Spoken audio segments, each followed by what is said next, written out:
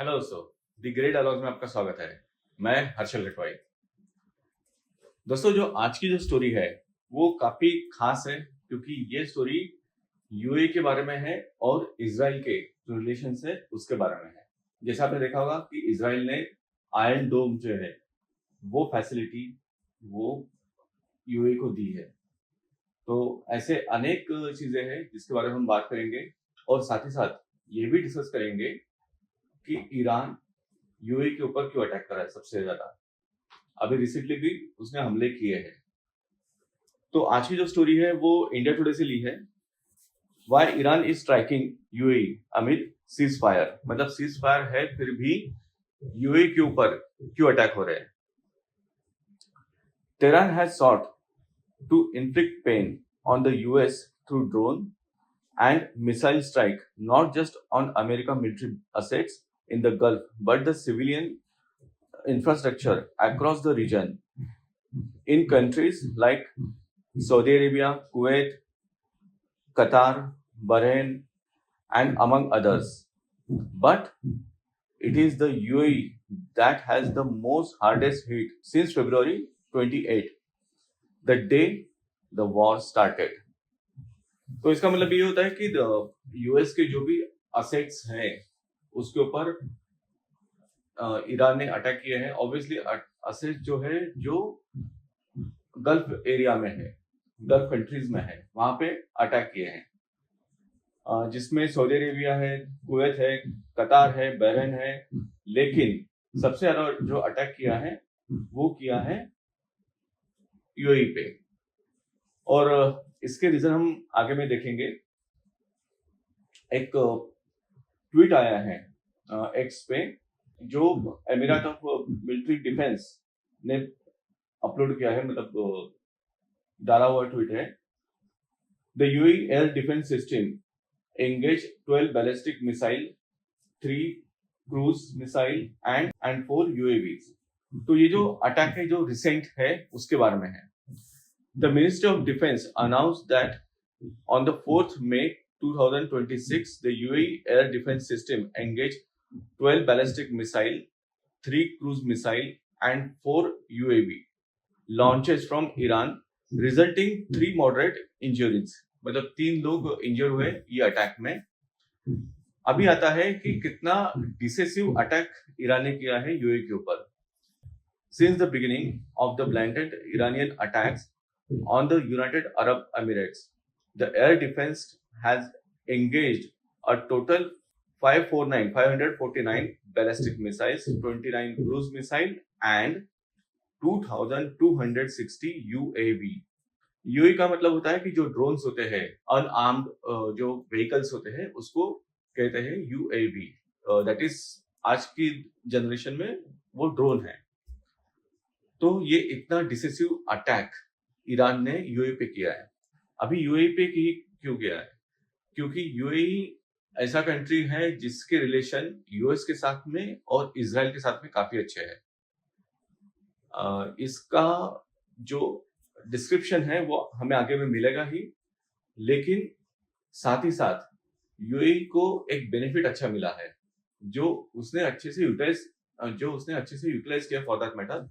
जैसे लॉजिस्टिक हो गया, फिर बाद में एविएशन हो गया, बिजनेस हो गया, दुबई तो हम सब जानते ही हैं। तो ऐसे काफी सारे बेनिफिट्स यूएई ने उठाए हैं। What explain the phenomenon behind the UAE become the de jure, जिसका मतलब होता है कि by law magnet for the Iranian munition that have shattered the Emirates carefully cultivated image of global economic and connectivity hub। अभी जो global connectivity hub बनाया है और फिर बाद में ग्लोबल इकोनॉमिक हब भी बनाया है यूएई ने खुद को। अब शायद तक के काफी लोग नहीं जानते होंगे कि यूएई कौन है। Dubai most of the people जानते हैं कि दुबई क्या है। आई गेस एवरी भारतीय तो भी जानता ही होगा कि दुबई क्या है और कितना इंपॉर्टेंस है उसका।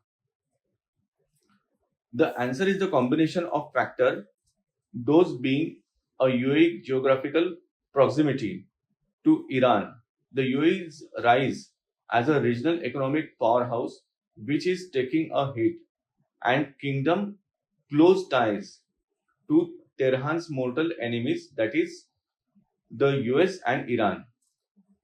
यहाँ पे हल्की सी एक शायद तक के टाइपो एरर हुआ है न्यूज में, शायद तक के उनको कहना था यूएस एंड इजराइल, जहाँ पे यूएस एंड ईरान कहा है, क्योंकि ये ईरान के कट्टर दुश्मन है यूएस और इजराइल। तो रीजन वही है कि आपने एक इकोनॉमिक पावर हाउस बना दिया है, फिर बाद में जियोपॉलिटिकली भी अच्छा खासा आपने एक नाम कमा लिया है, तो कोई भी जो आपसे जेलस रहेगा कंट्री, वो आपके ऊपर अटैक करेगा ही कि आपके इमेज को धक्का पहुंचे। और काफी हद तक ये ईरान इसमें सफल भी हुआ है, क्योंकि काफी सारे लोग जो है वो अभी वहां से निकलने की कोशिश कर रहे हैं, दुबई से थोड़ा थोड़ा बिजनेस भी अभी निकलने की सोच रहे हैं, क्योंकि यूएई ने खुद को डेवलप कर लिया, लेकिन जो उसका जो डिफेंस सिस्टम है वो अच्छे से डेवलप नहीं किया। इसके पीछे में कई सारे रीजन है। एक रीजन ये भी है कि सराउंडेड जो एरिया है वो काफी पीसफुल है, एक्सेप्ट 1 और 2 कंट्रीज, और उन्होंने अभी तक का कभी भी अटैक नहीं किया था यूएई के ऊपर। और सेकंड रीजन है इंपॉर्टेंट कि अगर हमारे पास में सुपर पावर है, उनके बेसिस अगर हमारे यहाँ पे है, तो कौन अटैक करेगा? लेकिन ईरान ने वो करके दिखाया। While the UAE is among the most blessed nation in the world in terms of the oil resources, and the country has achieved new economic highlight through a sustained policy of economic diversification, having positioned itself as a leading real estate, financial and tourism hub. The UAE global standing ultimately comes from the role of the world-class logistic powerhouse. तो इसका मतलब यही होता है कि आपने जो भी आपके रिसोर्सेस थे उसको डाइवर्सिफाई किया, जहां से इनकम आए वो चीजें काफी बढ़ा दी। मतलब टूरिज्म भी आपने ओपन किया, एविएशन को भी सपोर्ट कर रहे हैं, लॉजिस्टिक को भी सपोर्ट कर रहे हैं, फिर बाद में बिजनेसेस भी है वो भी हो रहा है। वहां पे लोग अच्छी क्वालिटी ऑफ लाइफ के लिए वहां पे जाते हैं। मतलब जिसको यूरोप नहीं जाना है या फिर जा नहीं सकता है, यूएसए जा नहीं सकता है, कनाडा नहीं जा सकता है, उसके लिए दुबई काफी नजदीक है और कंपेरेटिव चीपर साइड है। तो ये भी उसके पीछे में रीजन है। Ports like Jebel Ali and airports such as Dubai international, Abu Dhabi international and Sharjah international have created a highly effective multimodal gateway connecting Asia, Europe and Africa. अभी जो जबल अली पोर्ट है वो सबको पता है कि काफी बड़ा एक पोर्ट है वहां पे, जहां पे अगर किसी वेसल को रेस्ट करना है, rest in the sense vessel में से जो कंटेनर्स है वो डाउन करने हैं, दूसरे वेसल में अप करने हैं, तो उसके लिए काफी अच्छा एक पोर्ट है। साथ ही साथ रिफ्यूलिंग के लिए काफी अच्छी एक फैसिलिटी है वहां पे। और बड़े एयरपोर्ट्स अगर बात करें तो दुबई इंटरनेशनल ये सबसे बिजिएस्ट एयरपोर्ट है इन द वर्ल्ड, मतलब one of the most busiest. फिर बाद में था Abu Dhabi international, Sharjah international, तो ये भी इंटरनेशनल एयरपोर्ट्स है और कनेक्टिविटी बहुत अच्छी है इनकी। और सबसे बेस्ट पॉइंट है कि एशिया, यूरोप और अफ्रीका इनके लिए एक मिड पॉइंट हो जाता है, क्योंकि काफी बार हम देखते हैं कि अगर यहाँ से कोई अप्लाई कर रहा है यूएस के लिए या फिर कनाडा के लिए, तो ऑब्वियसली कंटिन्यू तो फ्लाइट नहीं जाएगी, तो फर्स्ट जाएगी दुबई में या फिर दोहा में, वहां पे रेस्ट होगा, वहां पे रिफ्यूलिंग होगी और वहां से फिर से फ्लाई होगा। तो ऐसे भी फैसिलिटी दुबई देता है और इसके लिए यूएई काफी ज्यादा माना जाता है, काफी ज्यादा उसको रिस्पेक्ट मिलता है और काफी ज्यादा कमाई भी करता है वो। A recent conflict, Iranian attacks trucks and dispersed several key sites, including Dubai International Airport, then Abu Dhabi Zayed International Airport, Jebel Ali Port, and Fujairah oil terminals and port facilities. तो जो अभी recent attack हुए थे जिसमें Dubai international, फिर बाद में Abu Dhabi international, जबल Ali port, बाद में फुजेरा जो पोर्ट है उसके ऊपर अटैक्स हुए थे। और ये इसी की वजह से हुए थे क्योंकि ये इनकम जनरेशन पॉइंट्स है या फिर पोर्ट्स है। The UAE close ties with America are evident in the number of strategic US base and troops in the kingdom currently host. The largest is the A1 Dafra Air Base, 32 kilometers from the south capital Dubai, and which has hosted American fighter strike aircraft, air-to-air refuelers, among other types. तो US के जो अच्छे खासे जो flights है या फिर fighter jets है, अमेरिकन बेसिस है, उनका एक अच्छा ये स्पॉट है कि जहाँ पे इन्होंने अच्छी फैसिलिटीज दी है और यूएई ने सबसे ज्यादा दी है। In the course of the war, as the Iranian munition rain down on the UAE, Tehran has justified its action by stating they were striking these legitimate targets such as the US military assets in the country. तो Iran का कहना था कि हमने सिर्फ ऐसे ही assets के ऊपर अटैक किया है जो सिर्फ यूएस के मिलिट्री बेस है, सिर्फ हमने उनके ऊपर ही अटैक किया है। The Abu Dhabi and Jerusalem have rapidly strengthened their relationship after signing the Abraham Accord in September 2020. अभी ये अब्राहम अकॉर्ड है, ये बेसिकली इजराइल और जो गल्फ कंट्रीज है इनके बीच में हुआ है।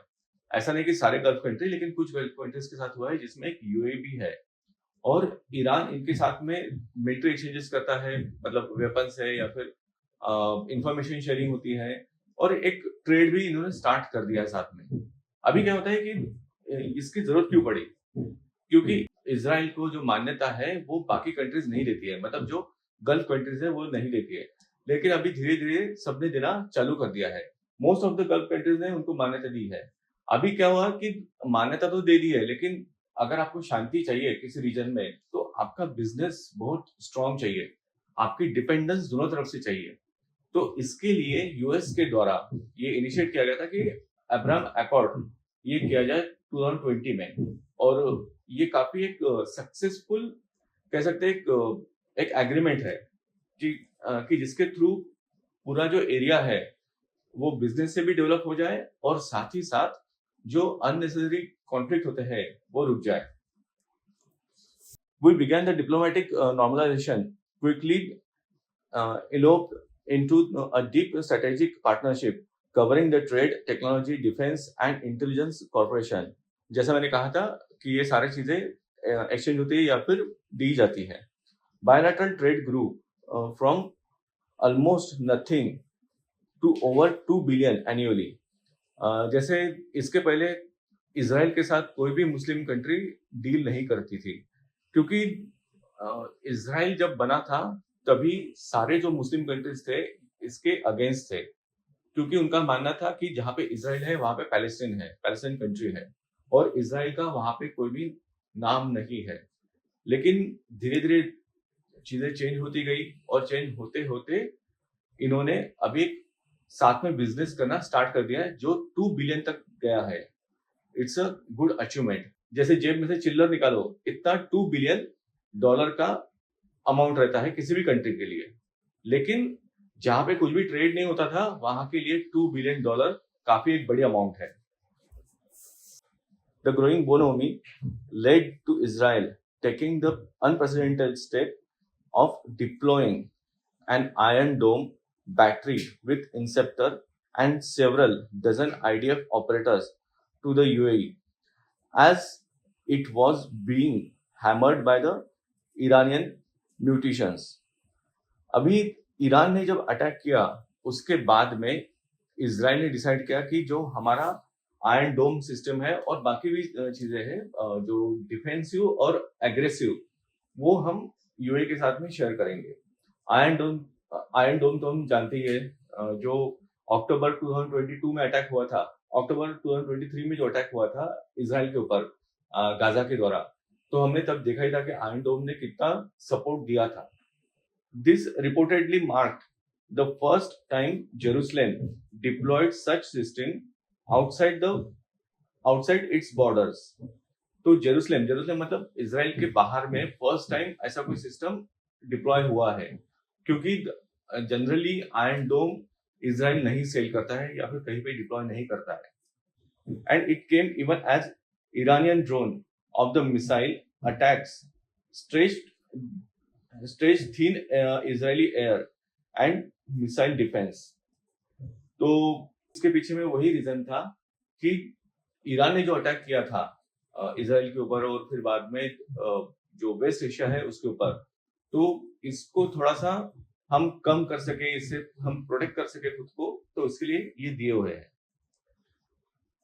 सो दोस्तों, आज का ये हमारा न्यूज था, एक थोड़ा डिस्क्रिप्टिव था कि यूएई के ऊपर क्यों अटैक हो रहा है, और रीजन काफी क्लियर है कि जो इकोनॉमिक ग्रोथ की है, फिर बाद में जो इंटरनेशनल हब बना है, इन सब के वजह से यूएई को टारगेट बनाया गया था. और सबसे बड़ी जो वजह है कि यूएई के जो रिलेशन है यूएस के साथ में और इजराइल के साथ में, वो ईरान को पसंद नहीं है, क्योंकि ईरान के ये बड़े दुश्मन हैं.